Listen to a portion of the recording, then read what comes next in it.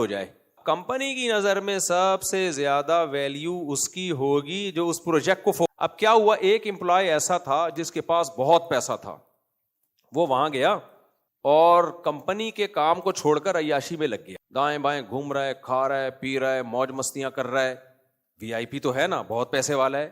Company کی نظر میں اس کی ویلیو ہوگی, کمپنی کہے گی بھائی تو جو مرضی کر, عیاشی کر, کھا پی, لیکن اس کو کمپنی نکال دی. دنیا میں اصول یہ ہے کہ آپ جب کسی کے ذمہ کوئی کام لگاتے ہیں تو آپ کی نظر میں ویلیو اس کی ہوتی ہے جو آپ کے ویژن کا حصہ بنے, آپ کے ویژن کی تکمیل کا ذریعہ بنے. اگر آپ کا ہدف اور آپ کے ویژن کا وہ حصہ نہیں بن رہا, وہ ہوگا بھائی بہت بڑا آدمی ہوگا, ہمارا کیا لینا دینا اس سے. لوگ کہتے ہیں نا, ابے بھائی ہوگا وہ بہت بڑا, اپنے گھر میں ہوگا, کیا خیال ہے بھائی, تو محلے کا دادا ہوگا, اپنے علاقے میں ہوگا. کہتے ہیں نا لوگ, تو محلے کا دادا ہوگا, اپنے علاقے میں ہوگا, تو بہت سخی ہوگا, اپنے علاقے میں ہوگا, تو بڑا خوبصورت ہوگا, اپنی بیوی کے سامنے ہوگا. صحیح ہے نا, ہم نے کیا کرنا ہے تیری خوبصورتی سے, ایک مثال دے رہے ہیں.